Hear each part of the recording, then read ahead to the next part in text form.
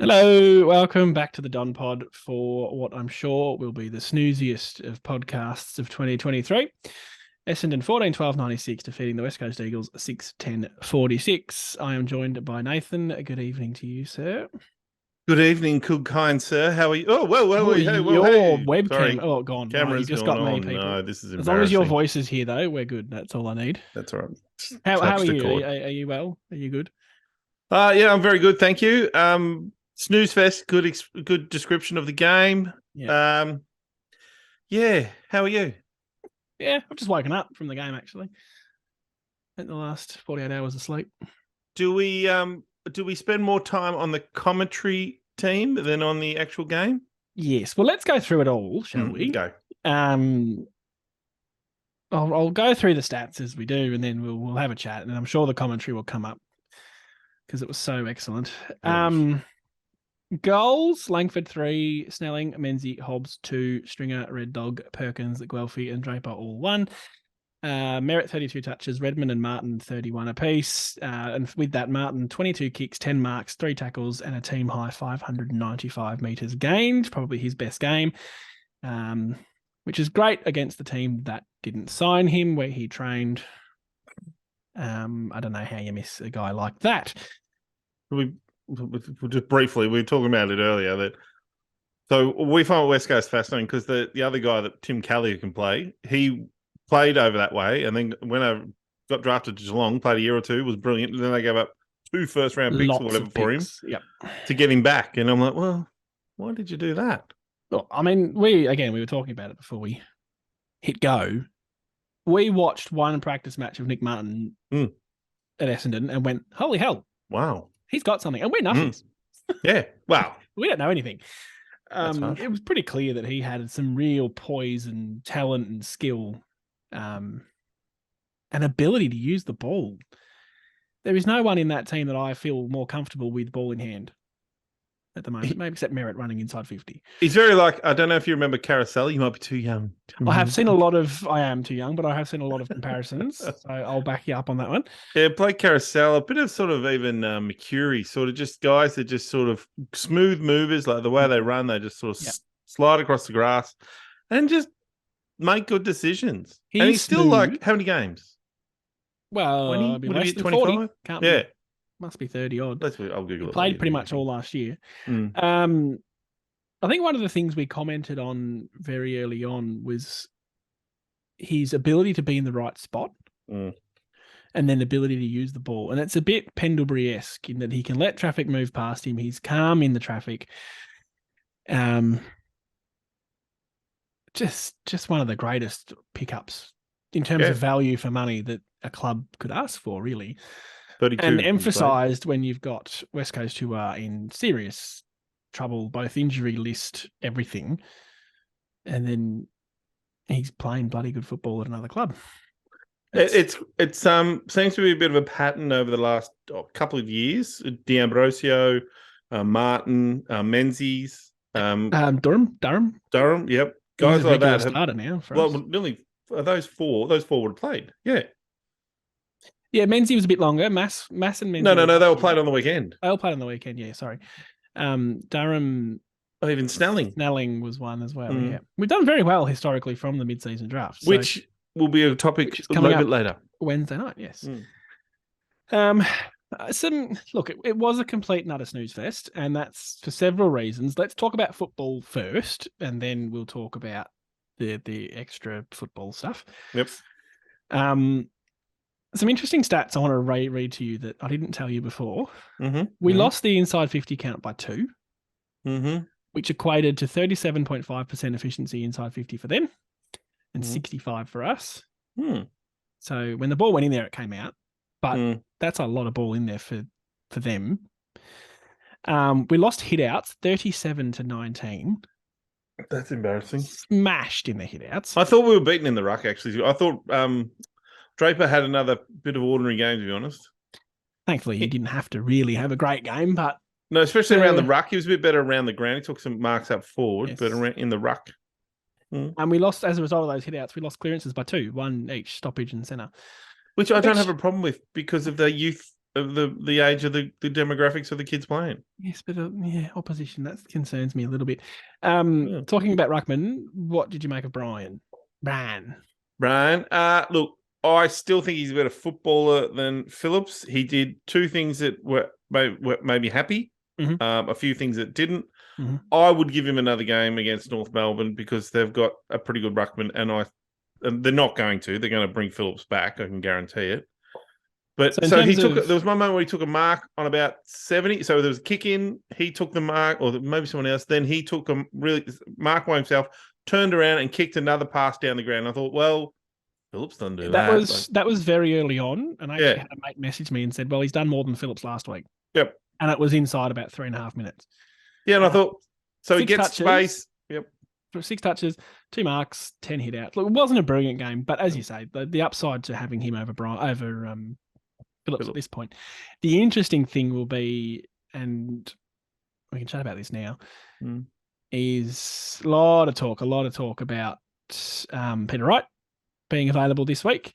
And that, to me, that changes the ruck dynamic. Yeah, 100%. I think round one, if we'd had Wright available, I don't think we ever played 2 rucks. Nope. I think we have Draper and Wiedemann as the backup. Yep. And then you've got Pete, who's the stay. And actually, I'll have a look at some numbers. I did feel like Draper, Wiedemann did a lot more sort of rucking I know because Bryant went off in the third quarter as the sub, so Wiedemann did come in and ruck a bit more, and I thought he was all right, but I was curious to see those sort of numbers. Weed does a lot of rucking forward anyway, but when we've had I thought there was some CBAs. I was going to check to see if he did some CBAs. Yeah, okay, yes, do CBAs. Have one hit out, Weed. It'll be interesting. Someone actually has just mentioned in the comments, Rick, that 5% CBAs, which is 0-0-0 the last 3 weeks before that. Yeah, okay. Rick just mentioned Draper might be playing sore, which is possible. There was a little moment where he got a bump and then he was off getting a rub. Yes, that sounds wrong. Yes, getting some treatment, maybe is a better word. It's fine. Yep. Interesting in that case, then maybe that Phillips does come back in as a senior ruckman, and we can still play Peter Wright, and we can still play Wiedemann. Would you want to have Brian by himself? No, I wouldn't want to have either of them without Draper, to be honest. But if he's if I was picking injured, one, if Draper's not available, for instance, I would pick Bryant, but they're going to pick Phillips. I would say for the development of the player, it's more important. The wins and losses don't count at the moment. It's about the development of the players, like playing Hobbs in the midfield, like playing Caldwell in the midfield, like playing Martin in the midfield. It's about the development of the players, not the wins and losses. Would you play both, given the opposition? If Peter Wright came back in, no, because I think we'd be too tall. Too tall? Mm-hmm. That's reasonable. Because the difference with Draper is that he can be effective forward. I think Bryant could, but I haven't seen enough of him to do it. Yep. And Phillips cannot. Like, he can take a mark. I'll give him that, but it's nothing else. Yeah. It'd be interesting to see. I think you're right. I think they'll pick Phillips because they've stuck with him for so long and then managed him, which is a really rough terminology, as you pointed out to me before, that Davey and Baldwin got omitted, dropped, while Phillips is there as managed. And as you said, he didn't play. So, yeah, that is truly he managed. Was actually managed. Let's just call it what it is. He's fucking out of form and he needed to, maybe they're saying a rest, but if you can only play 6 games in a row, then I don't know. At 31, shouldn't his body be at about the best it's ever going to be for a ruckman? Like, he's not old. No. Interesting to see what he does, or what the team does there, sorry. Some positives, and they weren't, like we say, it was the most sinfully boring game of football you'll ever hope to see. Anyone with a common sense would have been watching the Dogs and Gold Coast, which is a life I never imagined. And I said it was our biggest win. Yeah, so that's what I wanted to come to. Yep, so sorry. This is Sir Swamp on Twitter, very well known. The lowest scores Essendon have conceded in their AFL history outside of Victoria.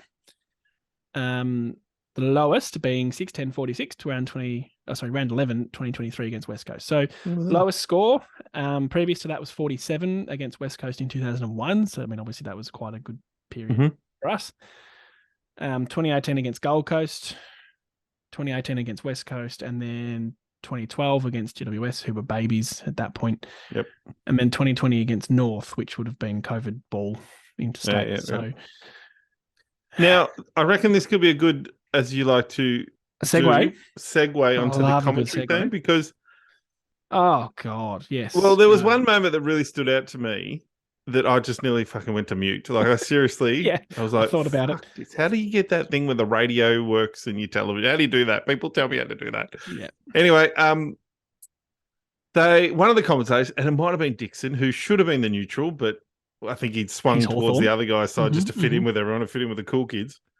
He said at one stage there was a throw in from around the boundary, the wing, and he said the West Coast players are really getting into their heads now, really affecting their psyche. And we immediately kicked a goal. Yeah, and then it went forward, and Menzies kicked this beautiful crumbing goal, and we're up by 40. I went, oh, they're in our heads. Oh, so in our heads. in our heads. The bit that got me was God. Snelling. It was the second half.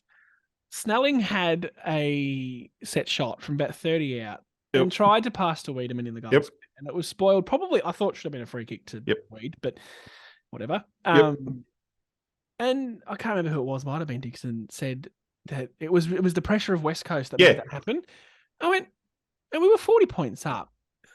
What are you talking about?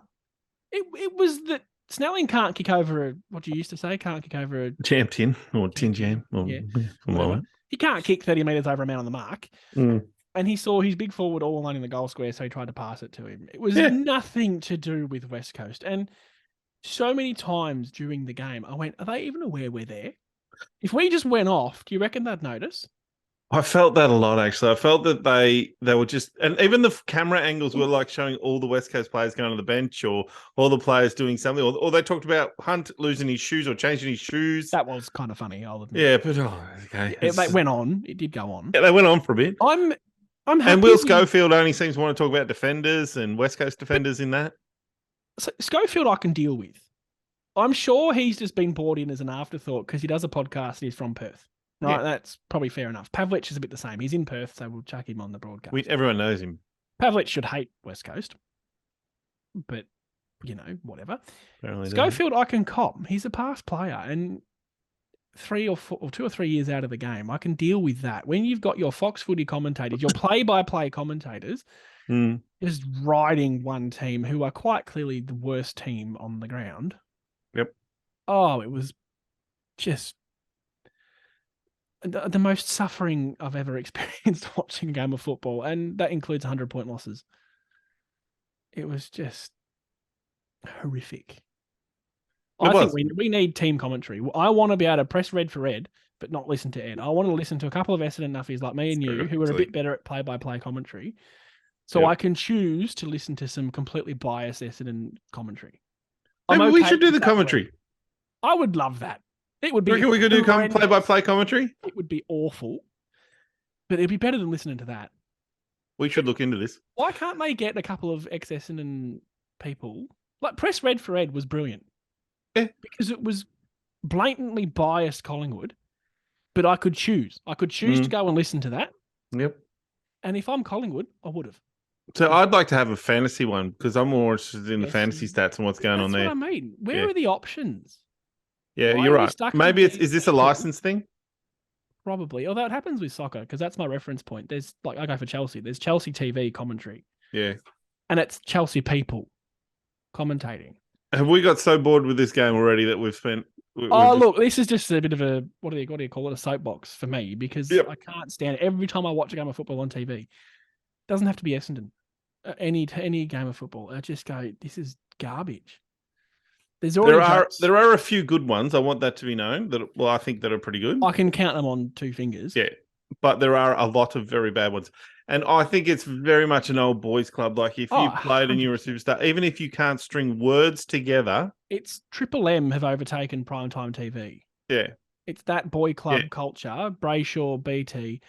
But Richo can't string words. They can't. Yeah. A great football player, very nice person. Neither can Job, in all fairness. No, his content is quite good, though. What he brings to the conversation is good. He just struggles to deliver it. Yeah. Whereas someone like what's the Melbourne football player, the female, what's her name? Daisy. She's always content's great. Yep, content's very good. So is Sarah Jones on Fox. Sarah Jones, yeah. I do like Sarah Jones. Anthony Hudson, if we're talking Yeah, about very good, commentators. Hutto. And what's the guy does a podcast? Called Howie. Oh yeah. I like him. He's turned a little bit boy club, but he's still Yeah, because he's surrounded by him all the quite time. good. Jared Waitley, if we get him on free to air, I'd be quite happy. Anyway, what do we think? Fan commentary. Yep, Train them. let's have it. Train some people to actually deliver good commentary, but let me choose to listen to some biased crap. I'm okay with that. Now, should we quickly talk about some Essendon players? Like who? Well, we've mentioned Nick Martin. I haven't mentioned Rusty. The class of him. Zach Merritt, I must say, as a leader, is coming along quite nicely. As a leader, as a captain of this Tackles did he football have club, this week? I underestimated Zach.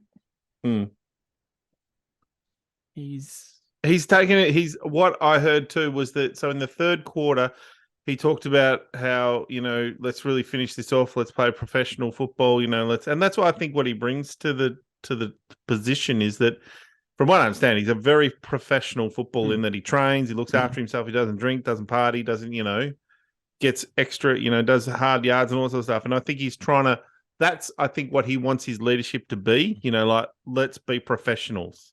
Which, given the stories, and they are just that from the last couple of seasons, last year in particular, where you just go, Jesus, there was no leadership at that club.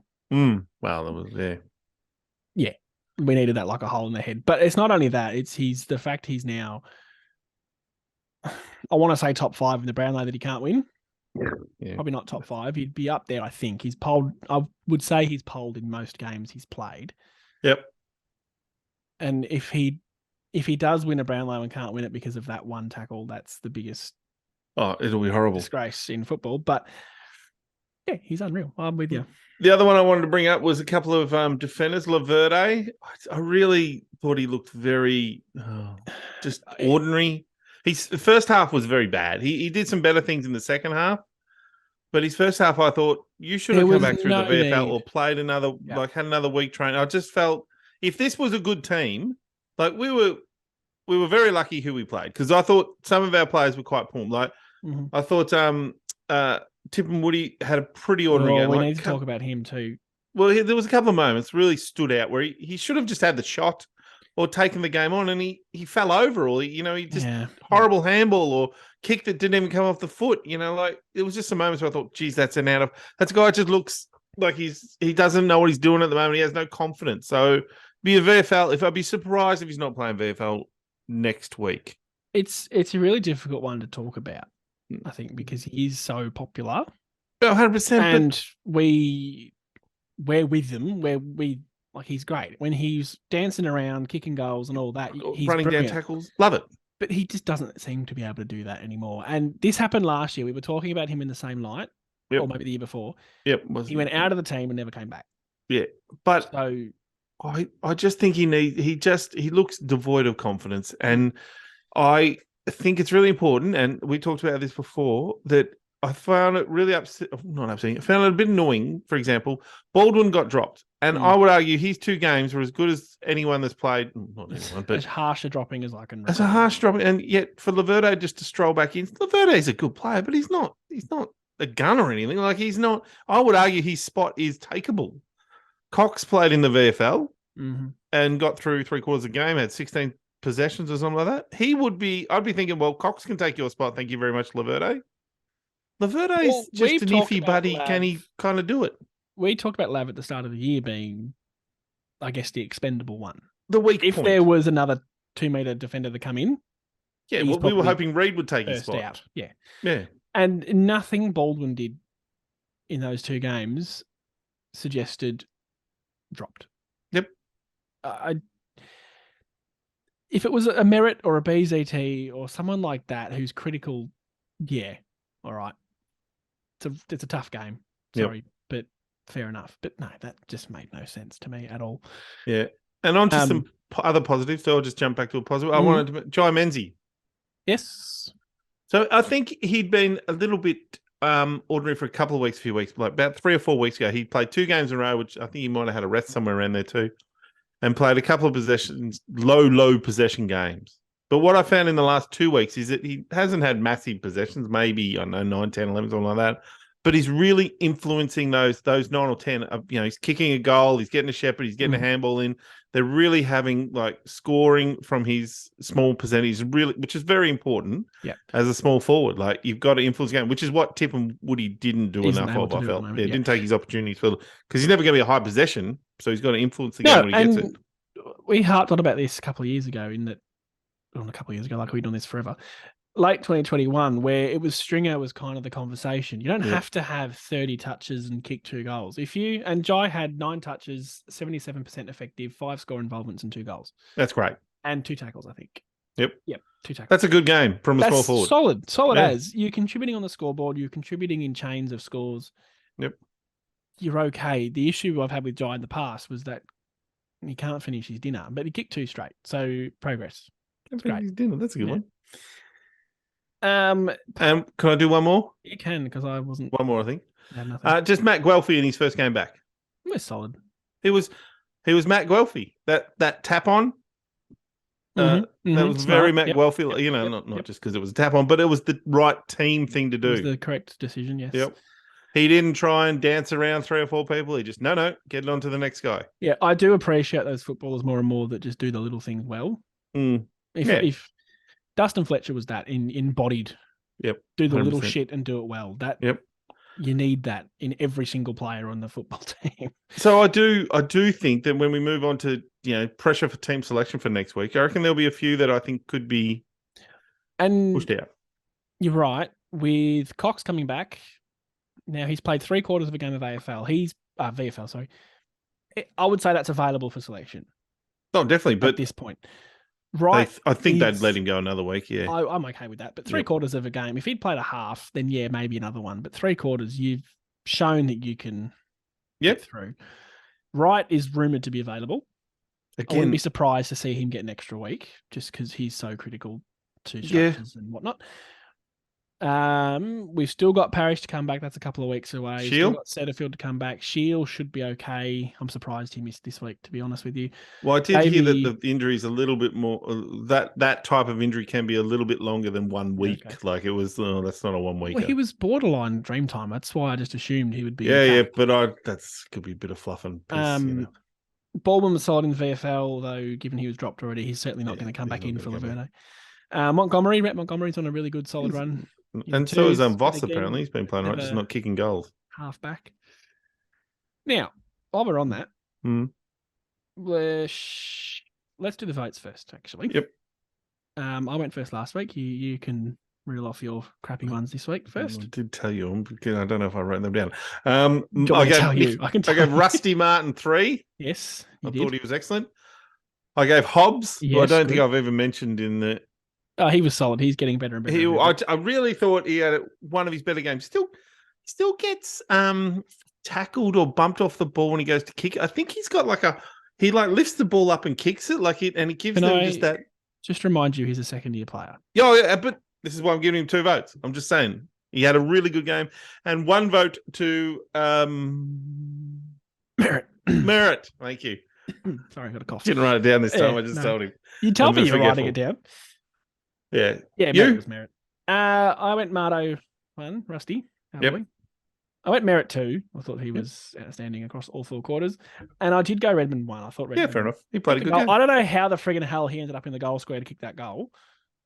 Well, didn't he give one? He nearly gave one away. He did. He should have kicked that one because he didn't give it to when they missed it. He missed one running in through 50. But he kicked a goal one from in the square, and then he gave another one away. Very close too. I don't remember. I probably tuned it out. But for him to get that far forward was quite surprising. Anyway, I gave him 1. He had 30 odd touches and was very good. Great segue by me. Yes, that was totally planned. That's probably enough. I don't think we need to waffle on about that. Pardon the pun, waffle. That's good, wasn't it? Yeah. We don't need to crap on too much about that game of football. We did what we had to do. It was ugly, but in the end of the day, we won by 50 points. Yep. On a ground that we typically don't win well. We're in the 8. We're in the 8. We're up here looking at Carlton. We're better than Carlton. While we're on that, can I give you a stat about I love a stat, Sammy. Pain home to Carlton. Now, we saw this on Twitter today, and I've fact-checked it just to make sure. Mason Cox. Yeah. who played his 100th game on Sunday. Gross. As a footballer, yes. Off the field, he's a really nice bloke, so we can just forgive him. I'm sure he is. For a minute. But he still plays for Collingwood, and he thinks he's won championships. He thinks he's the best. I don't know the way. Yeah. Takes a mark, and the disdain. He looks at somebody like, "Well done, mate. You took a mark." Word. But again, off the field, he's quite a lovely dude. Anyway, that's fine. 100 games, he has won 59. Wow, that's pretty high. That's nice, 59%. Nice, easy maths, 59%. Patrick Cripps. Now, this is not a dig at Patrick Cripps specifically. He's a very good footballer. Getting the Chris Judd treatment where he's just carrying Carlton on his shoulders week in, week out. Has played 170 games and won 53. 70 more games than Mason Cox, and he's won 6 less. That's horrible. That hurts. Carlton. That is just... no disrespect to Mason Cox. He's not your typical good footballer, is he? No. I like him. I think he plays a role. He gets by because he's 6'10" or whatever the bloody hell he is. But just to jam the knife in a bit further there to Carlton. Yeah, no. Make no apologies. Back to my segue, which I just ruined. You did too. Red Dog and Parrish is also in this conversation. Free agency. They are our two available or two people that might. Yep. They're in that window. Yes, thank you. It's going to bug me now. Eligible for free agency. Thank you. Good. Super Footy posted tonight that Redmond, well, the Crows rate their chances higher. Or they rate their chances of getting him, whatever. It's all hearsay. What I want to ask you, how do you feel about this prospect that they are available for free agency? They are eligible. They might leave. Where do you sit? I totally support this situation because it's all about clubs, players, for one, allowing them, having the freedom to go play at other clubs if they want to. If you've done, we're talking 6-7 years, whatever it is, before you get that situation. So if you've done that at a club and your home club or another club comes at you with some money, fair and go. Do you think Redmond, his home club is Adelaide? No, it's not. He lived in South Australia, but he lives on the border of South Australia, Mount Gambier, which is Adelaide. But I don't if he goes, that's fine. We'll get compensated. He's a halfback flanker. When it's all said and done, he's a halfback flanker, and there are a dime a dozen, to be honest. We like Red Dog, and I think very good player, but he's replaceable. Him, but he's not a 6'10" key forward. No, he's not, and he's not even 6'10" key defender. No, my overarching feeling towards this is if you don't want to play for Essendon, I don't think we should open the checkbook. No, that's what ruined clubs. That's what Too much. I know they've got through it, but Parrish, particularly Parrish, will have a bit of ammo to say, well, I could go and get another 200K at Geelong, whichever club. Yeah, but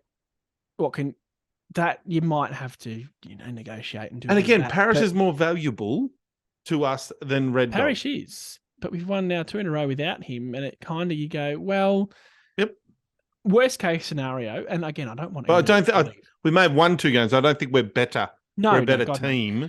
But worst case scenario, both of those players leave. Yep. Say we finish 10th. Yep. We get pick 8 or 9, whatever that equates to. 9. Then we end up with 9, 10, 11. Because I'm pretty sure, definitely for Parrish, we'll get first. Definitely Parrish. Red Dog may. Redmond will get, if he leaves, it'll be for a good contract. It'll be a good contract. Yeah, you're right. It'll come down to that. So while I think it's bad that we keep, because, it's not the first player that's now, or that potentially wants to leave. But as I said, though, if he goes, that means guys like Massimo D'Ambrosio get more of a run. Probably wouldn't go for Hind because I don't overly rate him. But then that maybe Montgomery comes in, and off the list, I just, when Sard left, we thought the world was going to end, didn't we? No, probably more so. My issue was more. And we just picked up Hind and he took over fumbling, bumbling and bouncing the ball. Danaher, I mean, yes, we'd rather have him, but the fact Peter that Wright we rolled to in. get Peter Wright was pretty fortunate. And to be honest, right now, I prefer Peter Wright because he kicks straight.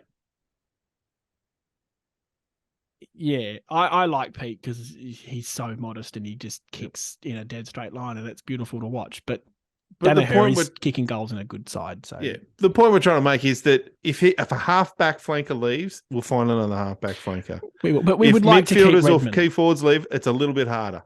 there is value to Red Dog. We're not suggesting that there's not value to the individual. We'd rather keep him, seeing as we've developed him. And of course, I want to keep him, but I'm not, as you said, I'm not going to open the checkbook up and give more money because when in the year or two after that, when the young guns like Nick Martin, like Cox, like Reed, if these kids start playing, and then they come for me and want money, I'm going, well, I've got to pay them pretty good money. And why am I paying a halfback? You look at Carlton again. We'll go to Carlton. Yeah, they paid a lot of money to get Williams over from GWS. He's barely played for him. They paid a lot of money to get Sard. They're not a better team with him. Oof. And they paid there's another halfback. They got 3 halfback flankers from other clubs. And I was like, why? Oh, McGovern from came from Adelaide or whatever. Allegedly. Yeah, and there's another, I reckon there's a fourth one in there. Newman came from Sydney. I'm like, Newman's reasonable. But they're just fucking halfback flankers. Like in the end, dime a dozen. Plenty of them floating around. We'll probably pick one up in the pre-season draft, the mid-season draft on Wednesday. We can continue piling on the Carlton hate. This is great. I don't want to see players leave the club, but at the end of the day, if they have an appetite to leave and can go and get a couple of $100,000 more, for them, why not? I suppose they only play football for 10 years of your life. It's about the club. It's not about the players. We love the club culture to keep players, which is where the club feel comes into it, and that's why Sard worried me at the time. Well, that was because 3 left in that one hit, didn't they? Yeah. Well, it was Sard and Danaher were the same year, I think. And who was the third one who went at that same time? I don't remember. Blocked it out clearly. Yeah. Where was it? No, it'll come to you. I don't want too much radio silence on a podcast. Well, it's not really radio silence. Podcast silence? People can just fast forward it. Like, seriously. Well, but that's just weird. Okay. Go. Mid-season draft is Wednesday. I believe we have 2 picks. Yes, we're picking 9. First one is 8 or 9. Good, 9. We have 9 and whatever that is, 18 plus that is. 27. In terms of us and VFL, Quinton Narkle's nominated. Yep. And has been quite solid in the VFL. 2 things to say about him is 1, I think he'll go somewhere. But 2, I don't think it'll be us. I don't think he's a small forward, which we now seemingly have like 5. Well, he's been playing midfield, yeah, but he was a small forward at Geelong. What are we after? Have you done any research? Because you're the draft man more so than I am. He just shook his head for reference. Yep. Okay, well... No. Well, okay. So there's another player too that we've been apparently interested in called Jaden Hunter. Oh, good name. Guess what, Jaden? Well, this is his under 18 stuff. He's been playing. I think he might have been playing in the VFL, but he's from Perth. Because, all the good players come from there. Jaden's a key defender. How tall? Well, he's 194 in this was his under 18 thing, so he might be a little bit taller now. I don't know. I would like a few extra centimeters. Well, I haven't had a look at him a lot. I just saw his name pop up on an article I was reading. I thought, I probably, apparently Richmond and us are into him. So, and Richmond have a pick clearly a long time before us. So who knows? It'll be interesting to see what we do because, I mean, if Cox has got through that game, he's all good. He plays another VFL game this week. You go, well, he's been training as a defender. He's played as a defender in the VFL. Obviously, he's going to come into the seniors as a defender. Whose spot does he take? Has to be Laverde because it's not going to be Redmond and it's not going to be McGrath. It's definitely not going to be Zerk Thatcher. So that would, unless it's like the Kelly Massimo sort of role. Like, do we see Laverde and Cox and Zerk Thatcher playing? Was that rhetorical? You want me to actually answer that? Yeah, it's a bit of both. I was just looking to see if Cal Toomey had posted anything because he's our fountain great of source of fountain of knowledge. That's a great explanation. Yep. I think we're quite content in the knowledge that we're probably after a key position player, specifically a key position defender. But that's a pretty hard thing to go to a mid-season draft. It's very specific, isn't it? And pull. Yeah, you just go after the best talent. Well, you think of who we've got out of it already. You've got Snelling, midfield forward. Menzies forward, Massimo halfback. But they're all a similar size. There's another John Newcombe is probably another one of the real success stories from mid-season draft, Hawthorn. Yeah, and Joe Cully, who was at West Coast but injured himself a few weeks ago, did a knee, and he'd been playing pretty well. Themselves at West Coast. Stars, thank you, Patrick, listening. Durham, but again, sort of a midfield wing type. I don't know if you really go to the mid-season draft and come out with a decent key position player. So it'll be interesting what we get. As I say, we have a good history with the draft itself. It's a great thing. We'll have more to talk about probably next week with it, to be fair. But you reckon we'll use the 2 picks? So the first pick is related around Davey. Jaden. Yep. Jaden. Yep. Because he's still on our long-term injury list from his knee. And the second one, I think, is Jones, isn't it? Yep. Yeah. So I wonder if we'll use the 2, although there's no obligation to keep them. It's a 6-month thing, isn't it? Yeah, I think so. I can get to the end of the year. Point. But I mean, Quinton Nagel, if he got moved to the senior list, and you pick him as a small forward, or you wouldn't pick him you wouldn't play as a midfielder. The only positive in that was if we still don't have a goal kicking mid, really. I know Shields kicked multiple goals once or twice, but it's not exactly goal kicking mid still. Well, but I don't see how a player like that gets into our midfield just the same.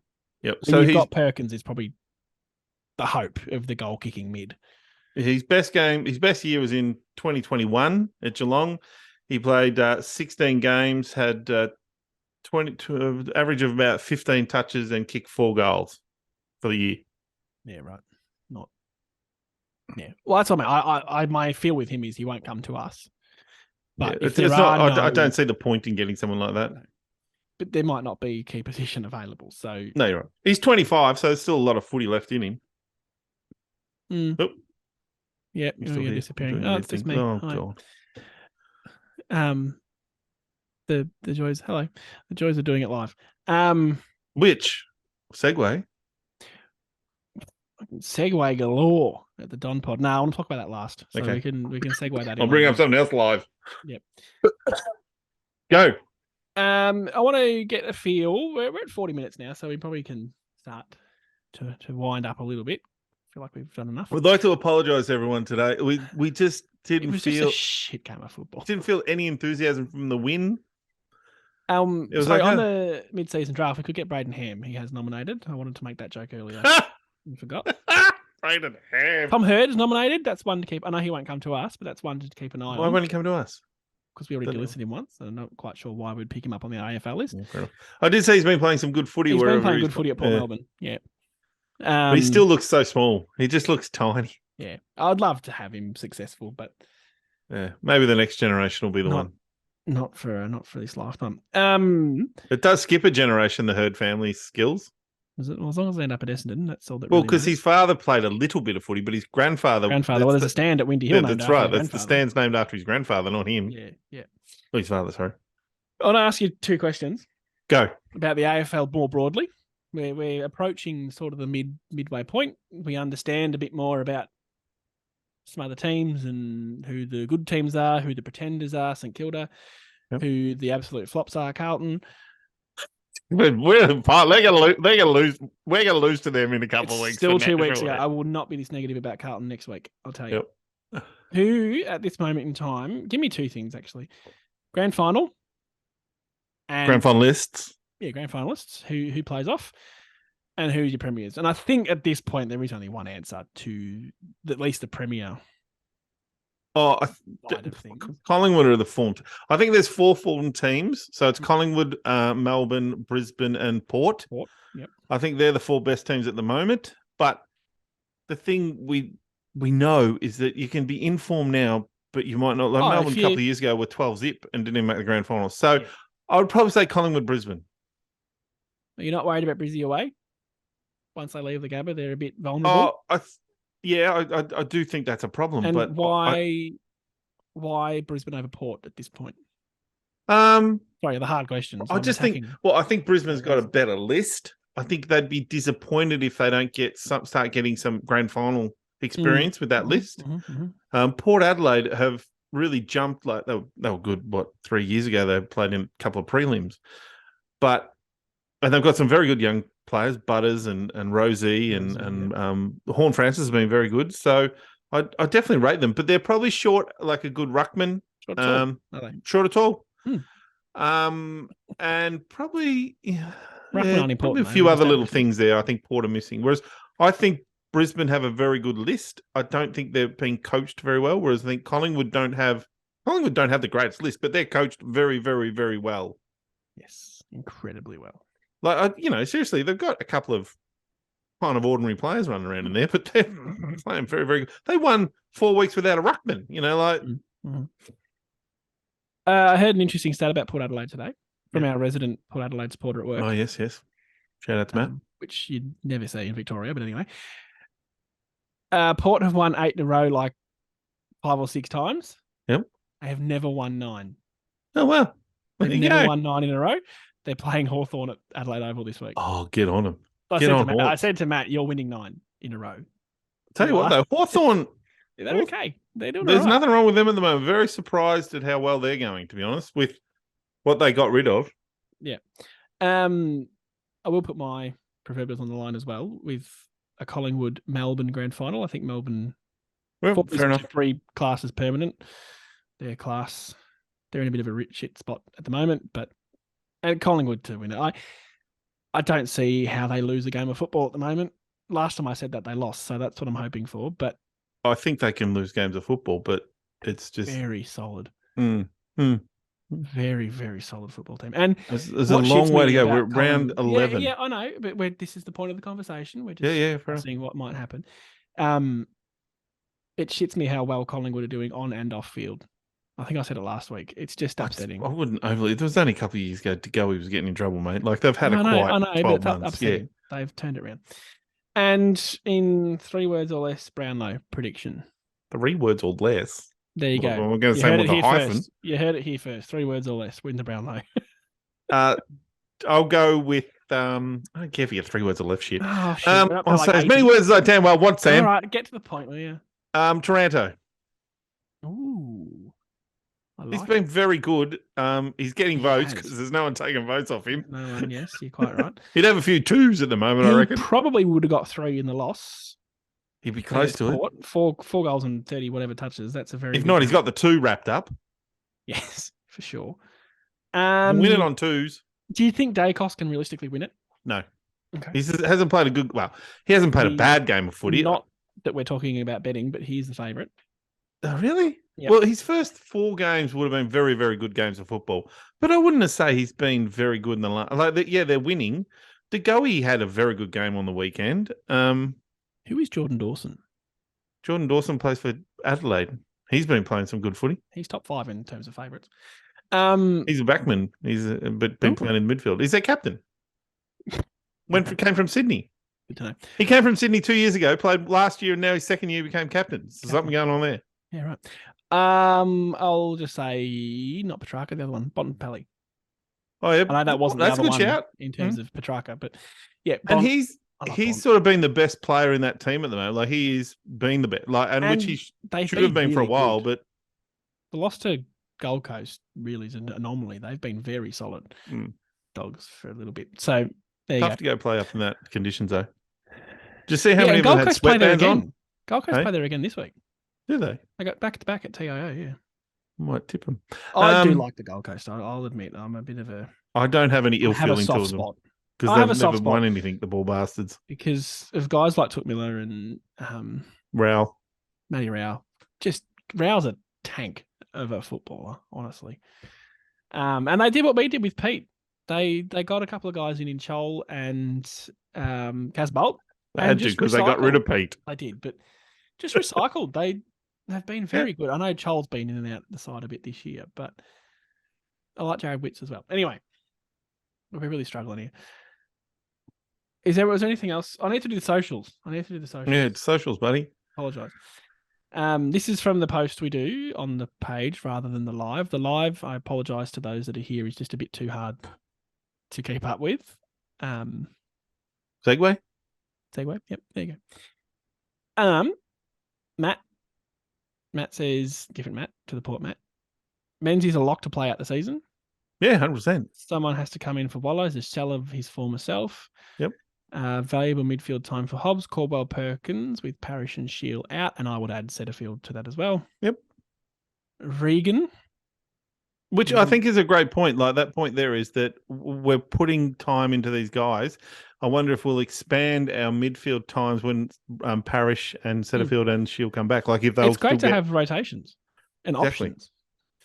Regan says Nick Martin's a top 10 pick. That's a great conversation we could have and spend arguing the year he would have gone in the draft. Where would he have gone? And I can't answer that because I don't know what year. Did he nominate?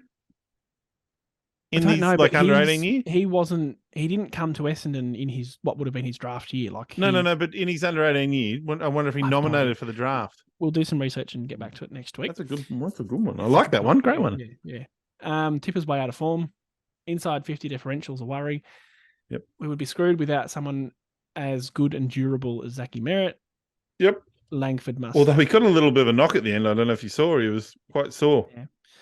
Langford must stay forward, and that's now we've got a bit of defensive cover 100%. in Baldwin. I think we're okay with that world. Daniel says Martin's a gun. Yep. Matt, I think Langford's a really interesting one. Like he's. I've said this before. I couldn't see him staying on that wing because he just would break down every year.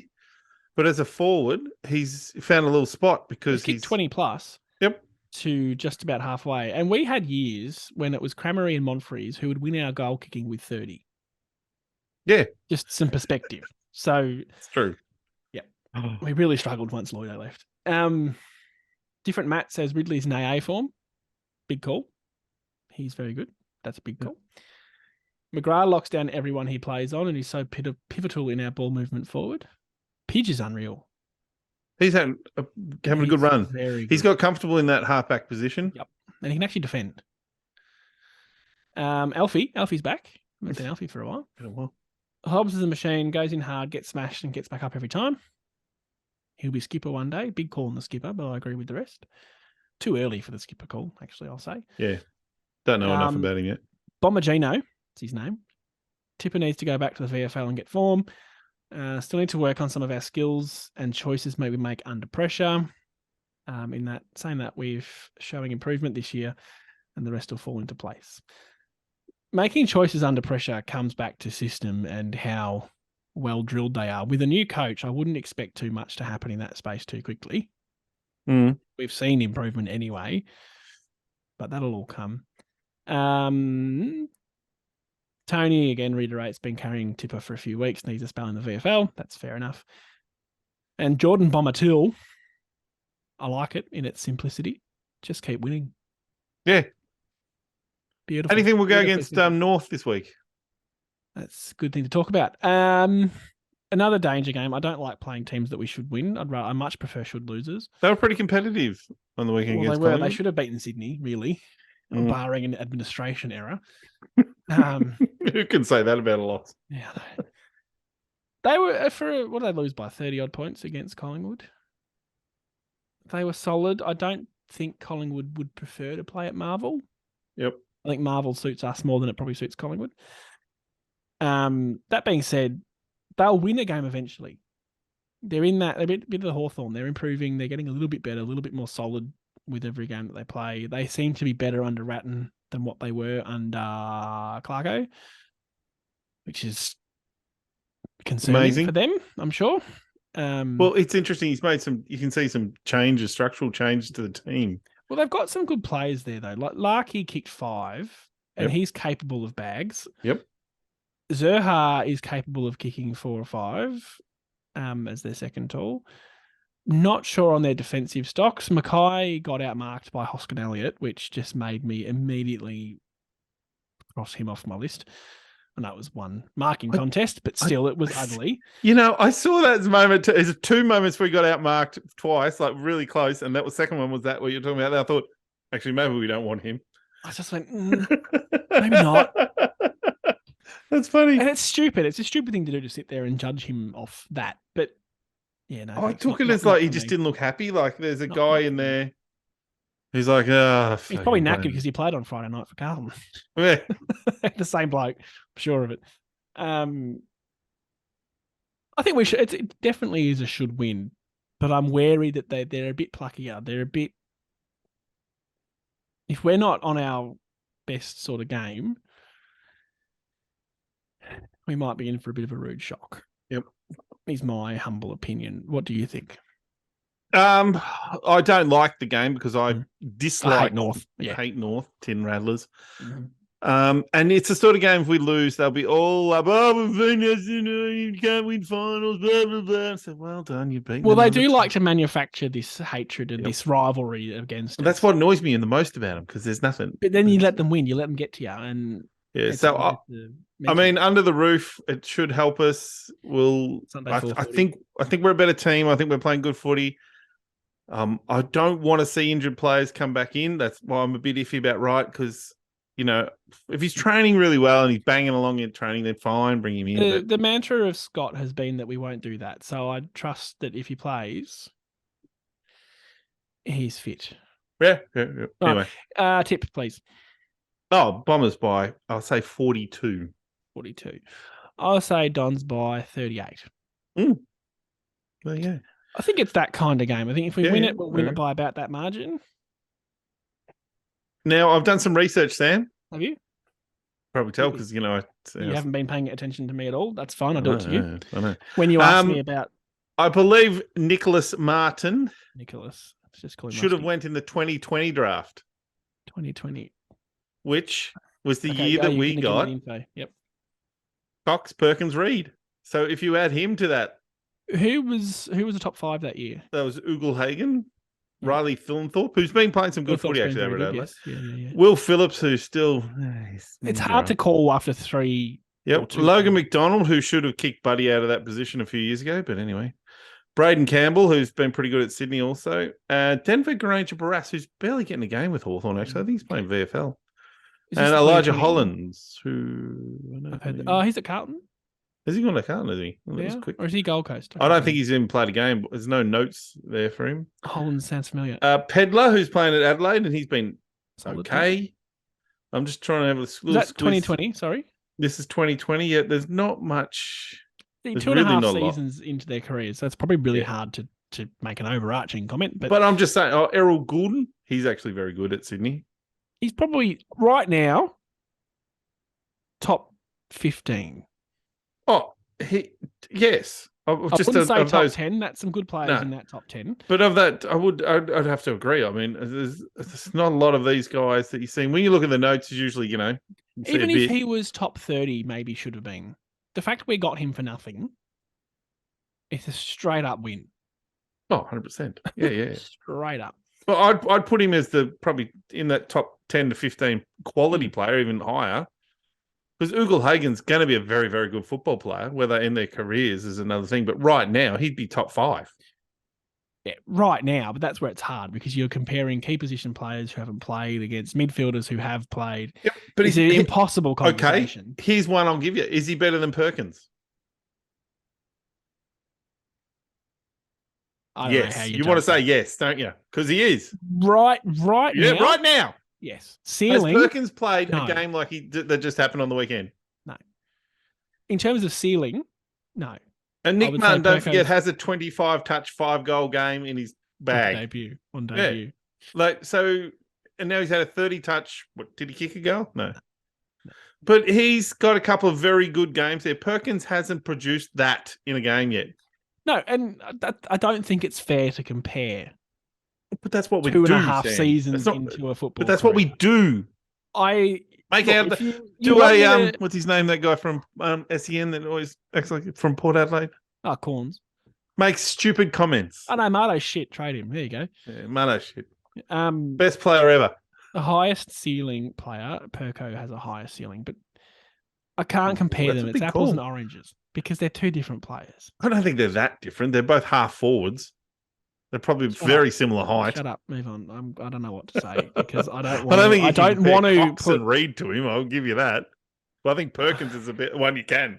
I'm trying to find defensive Perko because I think he's got very, very. I know you love Perkins, but I'm just saying right now. Yeah, okay. Nick Martin has played more better? No, that's not Well, right. he has played more better. You're right. That's perfect Yeah. English. Um, Christ. All right, let's wrap this baby up Well, and as go I say, we home. have waffled. Go home. Yeah, we'll go home. Well, I want to actually what we were going to say before, where Yeah. you segued so nicely, and then I shut you down. Twice you've shut me down on my segues. Good, you had it coming. We're thinking about some changes to how we do this little pod. The live on Facebook element of it is one of the things we're thinking about. Personally, I think we lose a little bit in terms of posting it so late. This comes out Monday night. The recording comes out Tuesday night. That's quite late on. I personally feel we lose a bit of that. What do you think? We want to know what you think, the listeners, what you want to see. We do get quite a few people now coming back and listening, so it's important to us to know what you think and what you want to see. I think our plan, me and Nathan talked about, is that we record 24 hours after the game or within that 24-hour period. Yep. And post within that sort of 24-hour period. That means we do away with the live. You can still have your say on Facebook and do all that. We'll still involve the comments. Good job muting yourself there, Nathan. Thank you. Yeah, what do you want to see? I'd love to be able to get a camera out in the game and talk and post that on YouTube, but I have trouble pointing a camera in my face in public. So I'm not that guy. No, you're not. You don't go to games. You don't go to games. Well, I'm 46. It's not a generational. It's a generational thing, Sam. It's not really for me either. To be completely transparent, I don't like it. Yeah, that's fair enough. I wouldn't put pressure on you to do it because I think it's horrible. We're here for the people, after all. We won't change anything before the bye. We'll get to that point in the current way. But let us know what you think. I like the live element, but it is very hard to keep up with the comments, and quite often find ourselves going back and rereading stuff we've gone through. It just gets a bit choppy and a bit, So let us know. We'll get more emotion too if there's 24 hours after we're in a loss. Like 3 days later, we're like, nah, what happened again after? You can't remember. I'm a big advocate of recording immediately after the game. Nathan's content I'll be drunk, so that wouldn't work if we did that. Let us know what you think. We're open to the suggestions. We love doing it. Yep. But, we want to maximize what we're able to do as well. On that bombshell, that will do us. I'm quite amazed we've scraped through to an hour again. Yeah, we just managed to get to this point every week. It's phenomenal. Thank you for listening. Thank you for being here wherever you are. We do appreciate it. Any final thoughts, Nathan, before I just go Bombers? Monologue to end, apparently. No? Righto. No, go Dons. Go Bombers. Go Bombers.